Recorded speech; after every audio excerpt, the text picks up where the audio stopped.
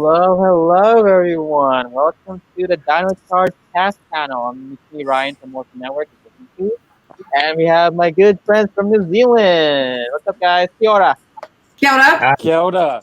Yes. You guys don't know, these were in my Watch Morphin Network. They were also on my page, and so hello again, guys. It was nice seeing you guys again, and for actually a panel finally for the first time. Yeah. Mm-hmm. Yes, and again, yes. So before you guys start, how you guys doing? Good. Starting with Campbell and going this way. I'm good. You know, we're in fall down here, and it's getting chillier, but you know, it's a far cry from the weather in the States. So I'm not complaining. Awesome. And then Penny, how are you doing? Yep, it's good. It is getting a bit colder. I'm wearing woolier items, but New Zealand continues to be very free to get around and do what we want to do when we want to do it. So we're not going to complain about really a lot around here. Awesome. Mm-hmm.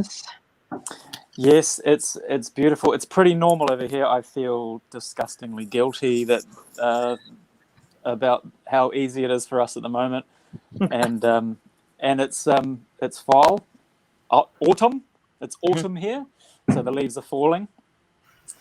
And the sky's sometimes grey. That's right. Yeah. Right. It's like a little jazz standard, Penny. Yes. So again, guys, this is a Dino Charge cast panel. So here you guys go. So yes, one of my favorite seasons of Power Rangers too. So keep in mind.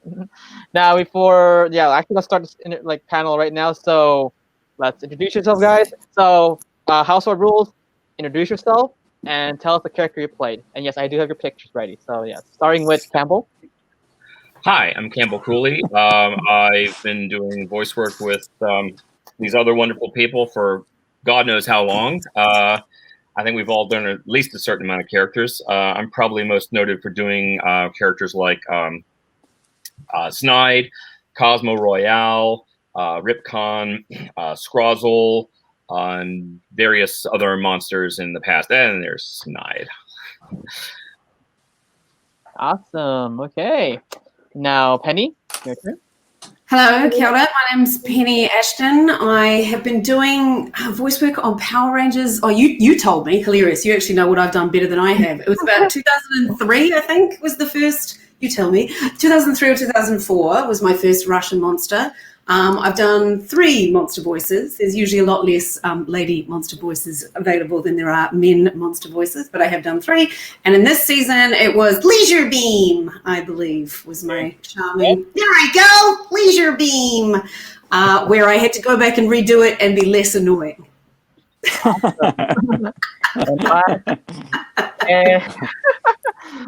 And last but not least, Estevez, you did voice 2 characters in Dino Charge. Yes, was it? Mm-hmm? Yes, continue. Was it Tensou and Curio? That was it was Curio and Wrench. Oh, it was Curio and Wrench. I couldn't remember when Tensou had gone. That's right. He turned into the iPhone 13 by that time. Yeah. That's right. They said more annoying, Estevez, more annoying. for that character, for Curio as well. Yes. So I mean, guys, it's an honor doing your guys' panel, and it's a big treat to have you guys here. So, and also for Morphicon. So shout out to Morphicon Online. So yes. Yo. Yep, thanks for having us. Yes. Yeah. So this This panel started. So can you tell us what the audition process is like for Dino Charge? Starting with Campbell, and we go like this. Okay.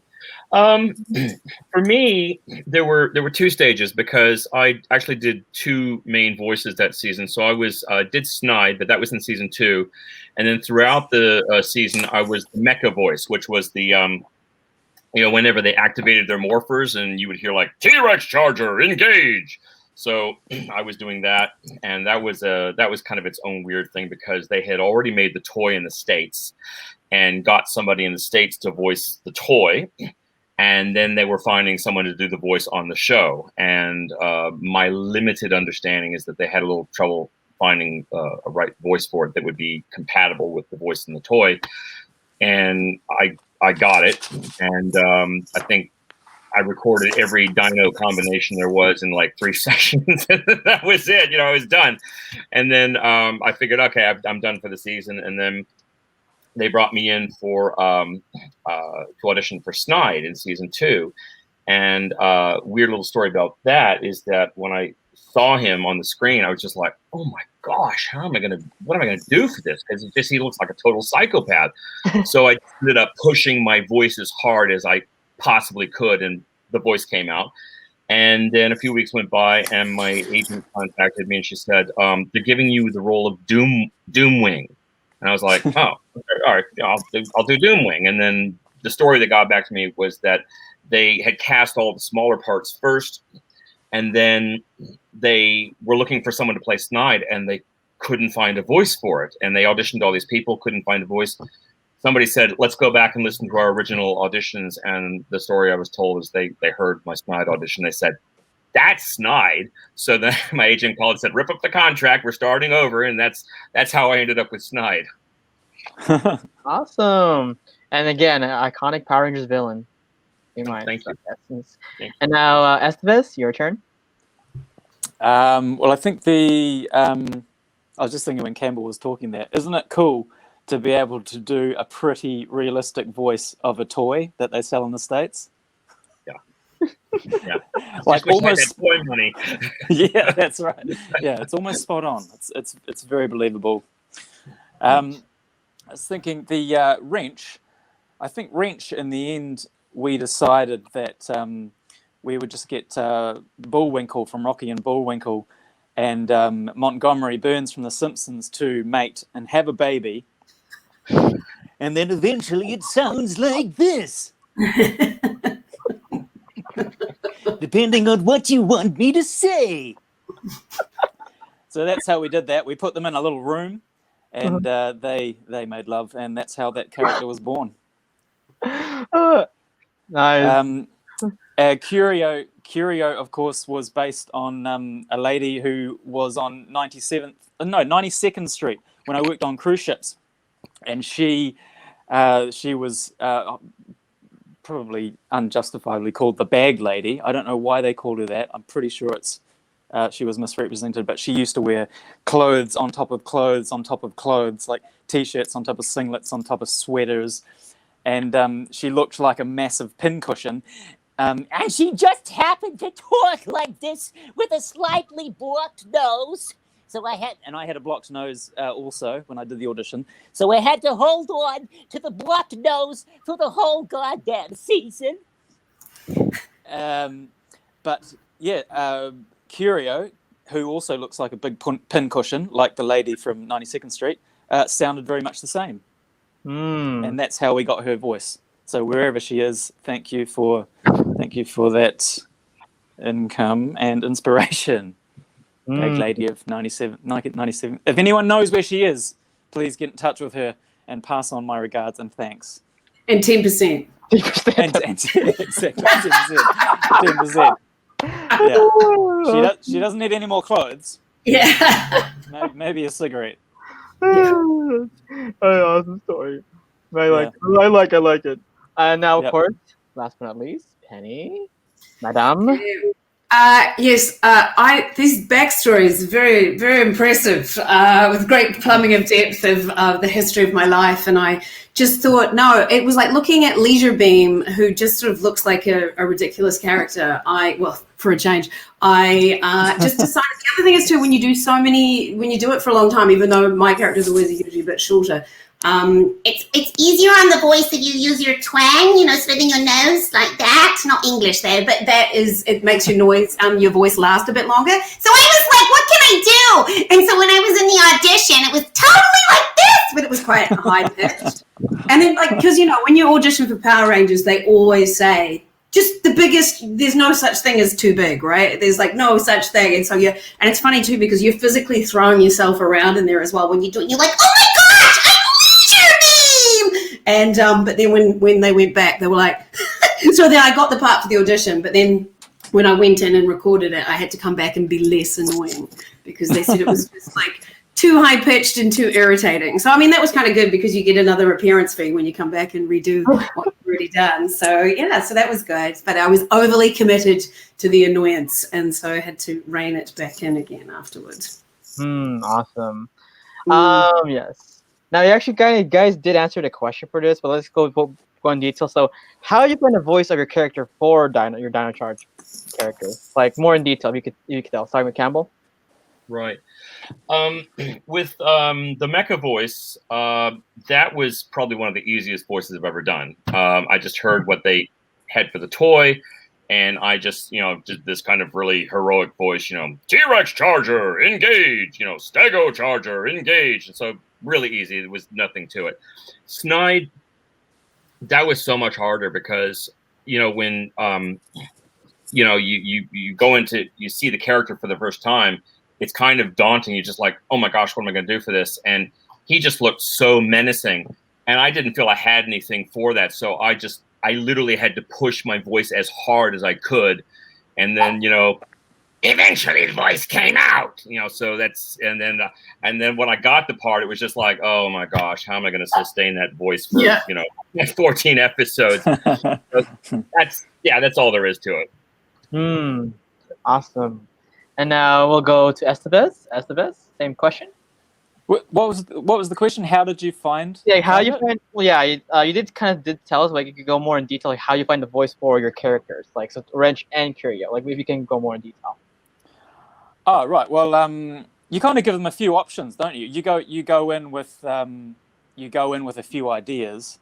So as I say, I think for Wrench, sorry, that was Tensou when I submitted to Stephen Hawking's hello, my name is Tensou, but they didn't really like. I think you might have been there, Campbell, and they did not like the idea of Stephen Hawking because he looked like a little robot in a wheelchair.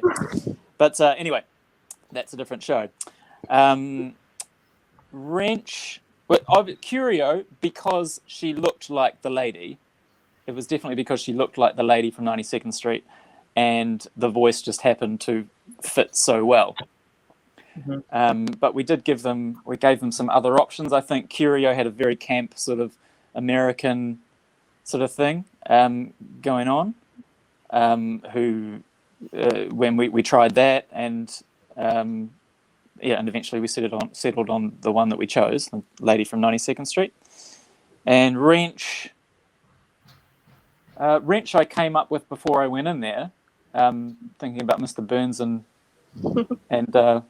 Rocky and Bullwinkle. So that character was preconceived before I went in there. You're obsessed with conception. I am. And it was an immaculate conception. I worked out. Nothing went on in that studio that shouldn't have. I should hope not. No, that's right, because I wouldn't be able to keep that up for the whole season. There's a lot of soft furnishings in there as well. That's right. When I go through that voice studio with a black light afterwards and make sure after I've been in there. Is this appropriate content for Morphicon? I'm not sure. I think it's all. I don't think I've actually said any. It's all innuendo. Yeah, true. Yeah. No, Penny, you're next. Yeah, so it is interesting. It's like what we actually say in that booth and then what actually comes out in the final product is quite far removed a lot of the time, particularly when I'm around. And like, when you screw up, I'm just like incapable of getting it wrong without going, oh, like that's just sort of constantly swearing away in the booth. So it's good that there's good editors. Scarlett does a good job of removing all of the things that come out of my mouth for the most part. For me, with like Leisure Beam, I just because she's a beam, right? So she shoots around as like as a laser / leisure beam, and there was just Something about that made me like I was flying through the air when I was sort of doing it, was how I sort of thought of it that way, I think. And I'm just trying to remember. I would have, because we always do alternatives, but I can't remember what maybe it was like, I think I tried a New York thing as well at some point, like that. But I can't quite remember. But I just remember it was right up in my nose and it was quite annoying. But yeah, so I imagine myself as a beam of light shining through the universe. Right on, girl. For some reason, it sounds like that. That was deep. I'm loving this. You guys are amazing. when in a near-death experience, when you see the light, that's what it sounds like. Yes. Yes. So if I see my light, then like, oh, I think of Penny now. Sunlight, like, oh god. I bring light into your life. So the next question for you guys is: do you have any fun behind-the-scenes stories, that you could tell during your recording sessions? That you guys could tell. Any funny stories? Yeah, during your recording sessions. So, Campbell. I do, but it ties in with a question you're going to ask later, so I'm going to save it for them. Okay. Oh, okay. Yeah. So, Estevez? Goodness me. You know what? There's so many. Yeah, I might have to come back to it as well. Did anything happen? It's just so well organized and straightforward and seamless that nothing ever out of order ever happens. Apart from, God, have I ever? There was there might have been. Oh no, that wasn't Power Rangers. It's a good story though. It was a very emotional. Just pretend this is Power Rangers. In Power Rangers was a very emotional scene. And there was a producer there, and there was the client was there, and the creatives are there, and the writers are there, and everyone's sort of there. And then you're in the booth with the sort of there's glass between you, literally, not metaphorically. And I brought my kids, so I'd had 3 kids at that point. I got 4 kids now and a pug. But I had brought 3 of my kids to this job because they needed me to come in at short notice. So I said, well, I've got to bring my kids. So the director gave my kids his laptop, and they went off into a room sort of off to the side, and they were watching The Lion King.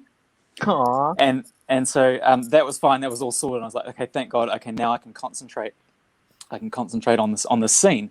And so there was real tears, and there was emotion, there was pauses, and there was everyone was sort of on the edge of their seat to get this thing right. And we nailed it. And then there was this silence before someone spoke next. It was me and this other person. And then before the next person could do their line, everything was perfect. You heard like the airlock to the studio door go, and it opens, and everyone's like, what the hell just happened? Someone's come in, like everything's ruined. And it's my little daughter, Holiday. I think she was maybe 5 or 4.5, like really little. And my partner was away doing something else, so I had the kids. And she comes in, and everyone's like, "Oh, it was so bad because it was a big job." And she came in, and there was silence, and everyone was thinking, "Is she going to say anything? What do we do? What do we do?" It was the perfect and most terrible moment ever. And she goes, "Daddy," and I say, "Yes, Holiday," and she says, "Simba's father just died." And everybody involved just like melted into this like cute little ball of loveliness. So that happened in Power Rangers. It didn't, but it's a good story. I hope real tears. Real tears. Yeah, I haven't wasted the Power Ranger fans' time with that account. Okay. Hey, I just imagine guys, Ranch or Curio doing that. Yeah, anyway, that's right. Yeah, it was a big scene for Curio. Oh yeah. Has comic book anyone? Anyway, so Penny, you're next. The only sort of stories I can think of, it's quite funny. Like the subject matter of Power Rangers is so sort of frothy and stuff. By comparison to some of the other things we've done, like I did a lot of Spartacus, and it was a very different television show that involved a lot more death and releases of a different type and stuff like that. So there was a lot of that, and playing people that were having a really good time on screen and things like that. But the thing that I remember sort of for Power Rangers, like the very first monster voice I did, which was Fragra, that Russian monster, the first time I did that sort of intense fighting. And the thing is too, because we do these voices and stuff, but it's all the fighting effects and the hitting and the punching and the being pushed, and you have your attack ones and you're being hit noises and they all sound different, and there's a lot of screaming and stuff. And that first monster voice, I was during the comedy festival, so I was doing a show in the comedy festival, and at the end of it I was just like, oh my god, like I had utterly shredded my voice. So it was like a sort of learning curve about when you can do these things, how close you can do them to theatre shows, you know, and all this sort of stuff, so which is something to balance. And why it's quite good to try and plan ones that talk like that instead. You know, got Russian, she was very in here, and it gets very tight in here, and it can really, so you can shred your voice quite nicely. So that's my interesting story, maybe. Interesting. All right, guys, these are amazing stories, especially that deep one, Estevez. Now that's actually deep. It was. Now, my next question for you guys is, what do you like about your specific characters, or what do you like about your character in Dino Charge? Well, to Estevez, your two characters, but you know what I mean. So, starting with Campbell. Sure. Nothing profound. The Mecha voice. I loved doing the Mecha voice because it was really easy on my throat, and it was kind of like the first real kind of heroic voice I got to do instead of these awful, horrible sounding monsters. And Snide, I just really like the fact that he's just so focused and determined. He's just like, you know, he knows it has to be done. We're going to get it done. Nothing's going to stop me. Awesome. And now, Estevez. I loved doing Curio because of the, you know, in Seinfeld, George Costanza's mum. Yes. There was a little bit of her in there, and I just always loved that character, and I'd always say to my mum, can't you be a little bit more like George Costanza's mum? Who was like, it would be terrible having George Costanza's mum for a mum. My mum was awesome. I think she walked into my last interview with you guys. She was getting towels for the spa in the background. Yeah, I remember. But I liked that kind of that sort of that nutty kind of Jewish mum thing that Curio had going on, and I just loved being in that.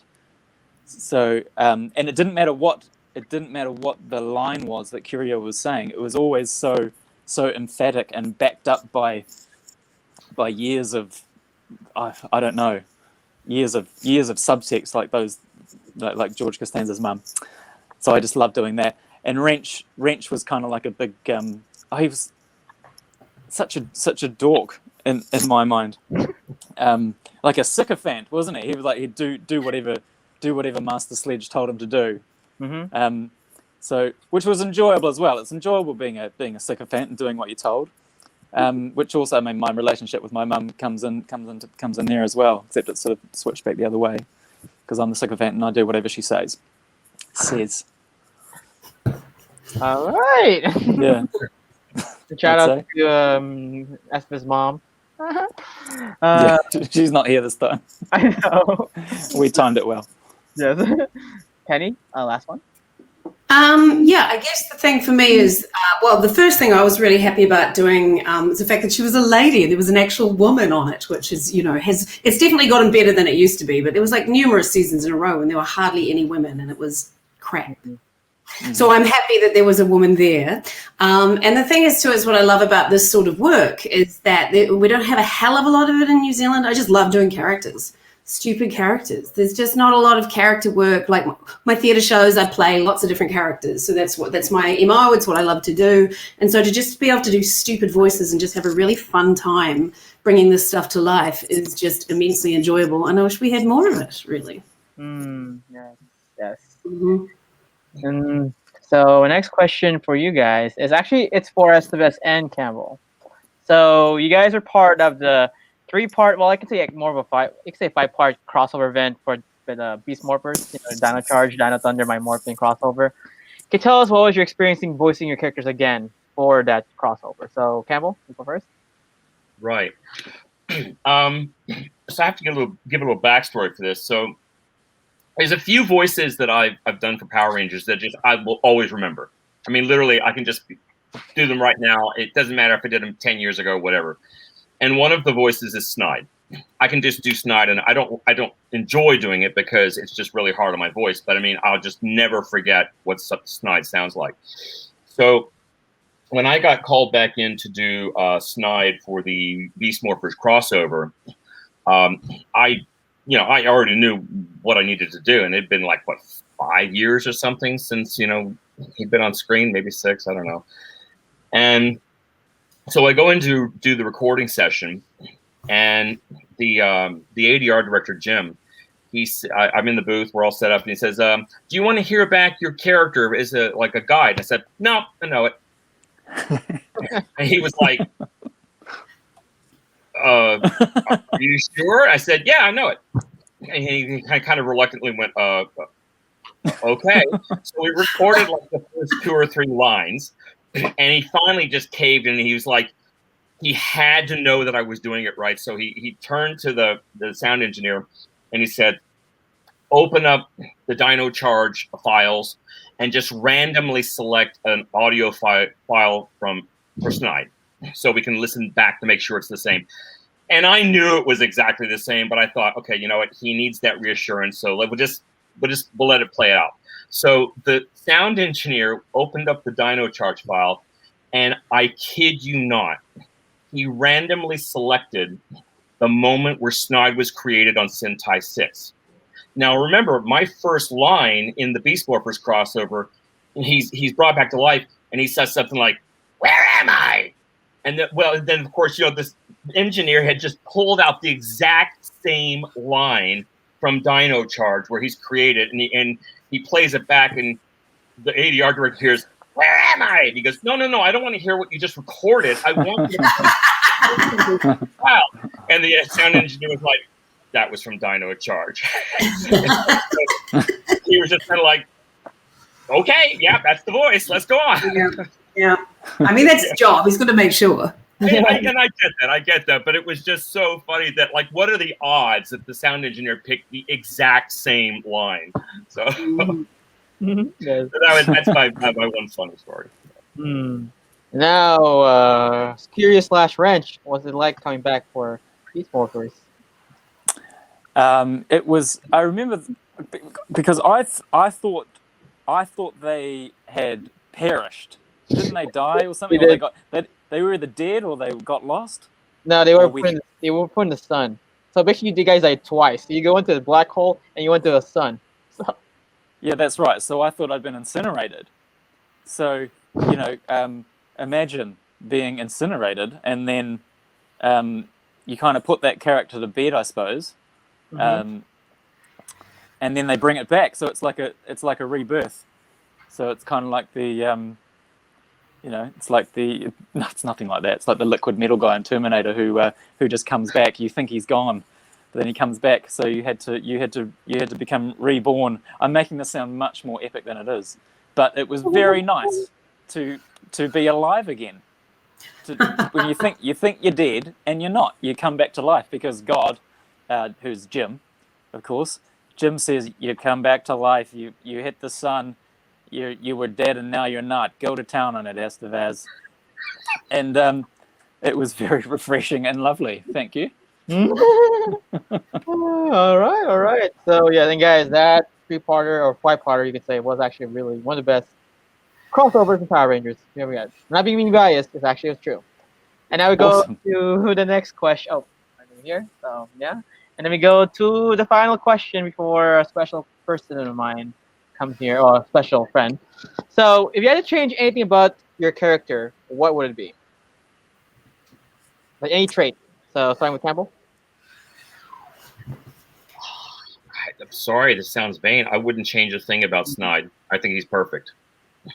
I just love his insane, pedantic determination. Nothing's going to stop him. He's perfect. Awesome. We'll go with Penny. So, Penny. I would change the fact that she was only in one episode and that she was in all of them. Series. Yeah. Because there's not enough ladies. Have I said that already? Have I said that too much? I'm just a whiny feminist. Not enough ladies. And last but not least, Tom Cruise. Just kidding. I remember. Yes. I remember. I think both my characters should have been female and that Penny should have played them. There we go. Otherwise, you played one as female. Yes, yeah, well, there you go. So I feel like I'm doing my part. But Yeah, I think what Campbell said is probably right, and it's also a very good career choice to say that everything was perfect with the character. I hope you're listening, someone. Perfection in the writing, perfection in the costume design. That was deep. Damn, that was deep. So deep. Yeah. So I do have a friend who wants to join us. Mike from Mike channel, Morphin Network, actually has some questions for you guys to ask. So Mike, take it away. Hello, everyone. Welcome to the Shortland Street reunion panel. I'm just kidding. It's still Power Rangers. Are you serious? Are you serious? Oh my god. Okay, We're probably all good. I was in for 3 whole episodes, so I'm very well known on Shortland Street. So Yeah. what's kind of exclusive? Your first choice reunion? That's it. Let's go. Choice. I'm done. Okay. Good call. Okay. So I actually have a few questions. Hopefully, we could get at least one of them in. So one question I've been meaning to ask is: given that 2 of you were generals in Dino Charge, Campbell, Estevez, out of the monsters that your character got to summon to fight the Power Rangers in that particular episode, which one was your favorite monster to summon? Now, Estevez, may I remind you that Greenzilla was one of your monsters. Just saying. So let's start with Campbell. Oh my gosh, I don't remember. Thank God. I suppose I would have liked the fact that he recruited Singe, because Singe, did something quite gruesome. I think they poisoned the water supply to turn everyone into zombies or something, and Snide was quite impressed with that. So, yeah, I suppose Singe had a kind of ruthlessness that Snide, could respect. So probably Singe. Right. And Estevez? I'm just trying to remember. I mean, obviously my favorite was Greenzilla, but in saying that, was Hisser was before that, wasn't it? Yeah. Was Hisser in that show? Hisser was from Megaforce. Oh, okay. Forget it. Then I didn't know, because I played Hisser as well. Obviously, I didn't summon myself. But what kind of narcissist summons himself? Yeah. Prince Vicar? True. It's a good idea. Yeah, well, I'll stick with Greenzilla then. I can't remember all the people I summoned. Okay. Penny, so you play one of 4 monsters based off of the 4 seasons, at least in the Sentai. I don't know if it was as abundantly noticeable in Dino Charge, but my question is, out of the 4 seasons, which one is your favorite? Yes. Now, I'm one of these people that I sort of drop in and do what I do, and then you know so much more about it than I do. So I'm afraid I'm not somebody that knows all of about each season and stuff like that. So oh no, I'm talking about seasons of the year: summer, winter, fall. Oh Jesus Christ! Like, excuse me, I don't even know what you're talking about. Hilarious. It is definitely summer because I live in New Zealand and it's not extreme. Yeah, okay. It's hilarious. I don't even know what you're talking. I thought he was talking about the show. Good. It wasn't just me. And I was waiting for my turn. Then I was going to go, you know what my favorite of the 4 seasons are? Autumn. Oh, there you go. Yeah, there you are. No, it's summer. I love summer. Wonderful. So you get to play your favorite season then. Yeah. Well, apart from when I was a freezer, that was when I froze everybody. Fridgia. Yeah. That was different. Yeah. And I was perfume. Perfume was good. I liked playing a perfume bottle, basically, a giant perfume. I'll say this, given the time of year it is right now, at the time of this recording, if you want to switch places with me, you're more than welcome to, because I'm more of a winter person myself, and it's summer here, so, win-win. Where are you? Where are you?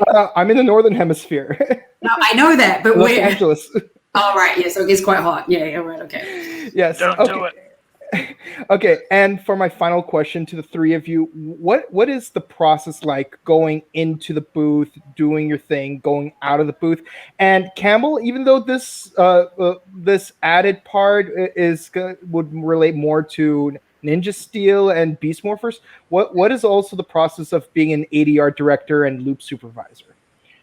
Right. Well, I mean, I think every ADR actor's process is different on some level. I mean, some like to do a period of warming up and working on their voices and everything. And you know, me, I just jump into the booth, and I guess maybe I have that luxury of being able to do that now because I've been doing it for so long. I suspect when I was starting out, I'd probably spend 10 minutes hyperventilating first, and then but so yeah, for me, it's that's not fair. Actually, I do have a little bit of a ritual. There's certain things I have to eat before I go in to record a session, and that's just to kind of get the blood flowing and all that kind of thing. And usually I have to eat something quite fatty, and I have to, like, maybe comfort food. And I'll go in and I'm just, then I'm nice and relaxed when I go in to do my audio. For the, oh my gosh, the ADR, that's a whole other kettle of fish. I mean, it's just, it's a lot of work, and it's not just the directing. I would say I probably spend 5 times more prepping for directing a session than I do the actual session. Mm-hmm. So I don't know that really answers your question in full, unless you have a more specific. No, it's still really interesting because for me, I grew up, admiring voice actors. I think I've even mentioned to some of the other voice actors that I've interviewed that the very first impression I've ever done was at age 4, where I did the voice of Goldar. And so, like, the whole process of voice acting is so interesting to me, from the looping, the ADR, like these little quirks. Like, I remember Johnny Bosch once telling me about biting on a green apple to avoid lip smacking sounds when you because sometimes that happens, apparently. Right. I don't know the medicine behind that, even though I study medical science, but hey, if it works, it works. I would say probably the hardest part for me, and maybe some others in the booth, is that in order to get the voice, you have to get quite animated. Mm-hmm. And yeah, it's great in getting the voice, but then what happens is either you swipe yourself and it affects the audio coming out of you, or it causes a wind or something. I mean, Penny and Estevez know what I'm talking about. It's just you got to be really careful not to move around too much, otherwise it gets picked up. So you have to discipline yourself to remain still, and if you have movements, you got to keep them very controlled and safe. Yeah, I have noticed that a little bit with the video project I've been doing for Morphin Network. Thank you. Estevez, do you have any particular process in your voice acting? Yeah, I do. I live a little way away from the studio, so an hour or something it takes me to get in. But I use that time in the car to warm my voice up, because you never know what you're going to get, and especially with Power Rangers, you know that you're probably going to be using a lot of your range, pitch wise, and a lot of energy. But it's also, I think the main thing I try to do is try to go in there with no preconceptions at all about what's going to happen, or no strong ideas of how I think it's going to go, because then you can be sort of like a satellite that can pick up any kind of idea and just go with it and fire it back out of yourself. And the people at Power Rangers, it's such a it's, from what I can tell, it's so well organized, and if something doesn't go right, then it's you can go back in and you can do it again, and in that environment people can get stressed out, but not there. They're always very relaxed and sort of chilled out. That they look at it with quite a light heart, and they seem to always get what they want in the studio with the ADR. But yeah, the main thing would be going in with no preconceptions of how you think it's going to be. because then you're always an open book, and you can be fluid with your imagination, and you can just really go to town. And yeah, you do learn things, because there is a certain way that you have to get your sound into the microphone with microphone technique and all that sort of thing. But you also have to, the more sort of animated you are, maybe some people just stand still. But if you can be animated and not smash a window, then that's always good. That's good learning. Wonderful. And Penny? Oh, well, I like to do like some yoga and meditation, but I don't do anything. I just turn up, and I might do some vocal warm-ups, like particularly doing a monster, but like for looping and stuff, I just turn up and I just go in, and maybe I'm just arrogant, because I think I'm quite good at it, and I've been doing it a lot now. And also I think I'm quite good at taking direction, which, sometimes when you're with some other people that you've witnessed not taking direction that well, I think I'm quite good at all of that. So I look forward to it, because I'm like, yeah, we're going to have some good times. I've been doing it for nearly 20 years. So it's like, well, I have been looping for 20 years in different contexts, but not with this show, but almost. So I guess I'm just like this old hack that just goes in there and has a good time, looks to be told what to do and to contribute. I'm quite a good improviser, because that's one of my other jobs.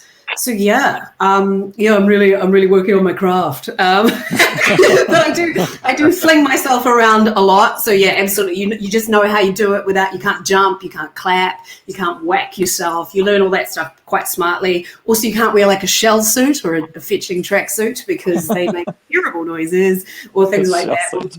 Leather pants, which I'm really fond of. But so you just have to be careful about all that sort of stuff. And I just have a really good time generally. Sometimes it gets a bit long by the end of like a monster session and stuff, but I'm still, I'm going for a living. So it's just a good time, basically. Yeah. Wonderful. Yeah. One final very quick question, and to some extent the three of you answered it a little bit, but just to put more emphasis on it, if you could give to the audience, if you could give one very quick piece of advice that you think would be the most valuable for someone who aspires to play the voice of a Ranger villain, what would that piece of advice be? Campbell? Don't automatically go with the kind of horrible rough voice or anything, because that's just it's been done to death. I mean, there's a time and place for those kinds of characters, but trying to think outside the box. Think of doing something just completely opposite to what they look like. Sometimes that works. I've been in audition sessions where somebody has said like, oh, I want to try this, and we're kind of like, okay, sure, and we're like not convinced it's gonna, and then they get it. So just like, don't be afraid to take risks. Do something that just is completely outside of the box. Wonderful. Estevez? Yeah, I agree with that stuff. Don't listen to people if you try it out on someone before you go in. Don't listen to what anyone else says. Go with your heart and come up with someone like that you've met in the past. Like, use someone or use something, use an experience that's happened to you and a character from that experience, and then take their voice, and then because then it has subtext and it has something behind it, and then when that person's talking or reading off the script, it really has something behind it. So it makes it interesting, rather than just doing the same voice for a whole season, and you've got nothing behind you. There's nothing behind your eyes, or behind your voice. Don't do Stephen Hawking in an audition. Don't do Tom Cruise. Definitely don't do Stephen. Definitely do not do Stephen Hawking in an audition. As much as you want to do Tom Cruise. Remember, I don't know, Campbell, I think you were there when I auditioned as Tom Cruise. I know exactly what you're going to say when you were auditioning for Cruise. That was hysterical. That's right. It was Cruise. The character was Cruise, and I thought, well, what I'm going to do, I'm going to audition this Tom fucking Cruise. I'm going to get this job, and it is going to be the most amazing character you've ever seen. And I didn't get it. I never heard back. That's very good.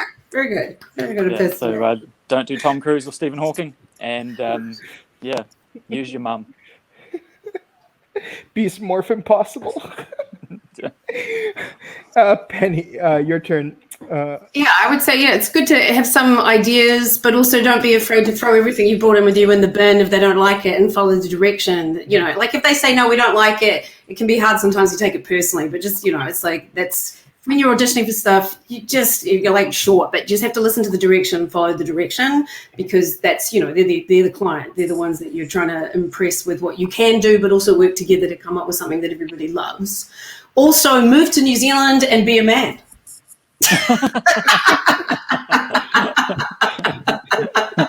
I'm like a broken record, aren't I?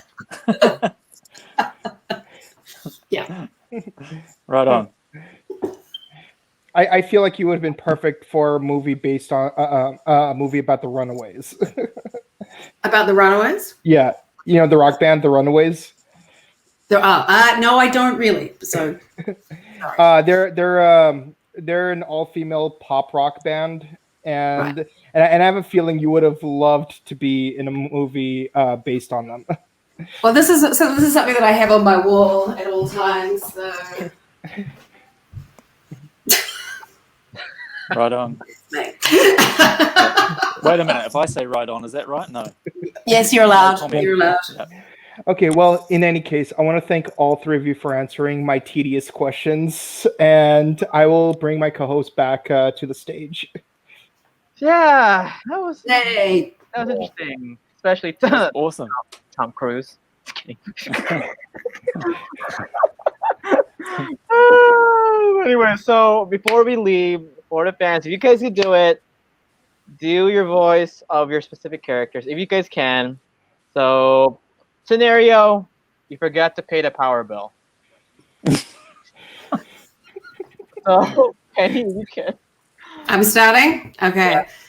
Like, oh no! I forgot to pay the power bill, but it doesn't matter because I am pure energy and I will power myself! Campbell, if you want. I'll give it a go. All right, yeah, do it, guys. All right. What do you mean the power bill wasn't paid? I don't have time for this nonsense. I'm trying to destroy the Rangers. You take care of the power bill, Curio. Curio. Okay, that's the best. I mean, Curio. Oh, I'm sorry, Mr. Power Man. I didn't pay the power bill. But who's gonna pay the bill for your face? Yeah.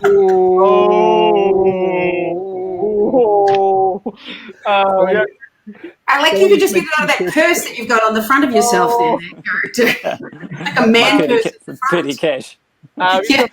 Do one more wrench. You could ask us if you could do one more wrench. You could. Oh. I'm not the one who pays the power bill. That's Master Sledge's job. Nice. So awesome, guys! Thank you and congrats on this panel, you guys. Estevez, Penny, your first online Morphicon panel, or Morphicon in general, and also Campbell. Before we leave and end this panel, where can you find you on social media? Who? I'll start? Sorry, Penny. Yeah. So you can find me. So I've got a Facebook page for my sort of theatre and stuff, which is called Hot Pink Penny Ashton, at Penny Pink on Twitter, and also Instagram is Penash, Penash, like Penny Ashton. So there you go. And Mr. Tom Cruise, where can you find you? In the Scientology, please. You can find me. Yeah. You can find me at shortmansyndrome.com. You can find me at Estevez Gillespie on Instagram. Awesome. Okay. That's where you can find me. I didn't mean to sound so sinister. Campbell, I'm easy. You can find me on Twitter at Campbell Cooley, Instagram real Campbell Cooley. And you can find us, me, and Mike at the Morphin Network. Again, thank you so much to Scott, Zillner, and Lauren Stone for giving us the opportunity to do this panel. And yeah, guys, it's Morphicon 2021, Morphin Online. Yay. So yes, hopefully you guys see me next year in person at Morphicon 2022. So That'd be cool. Oh. See you all in person next year. Oh, See you in person. Yeah. Bye, guys. Bye.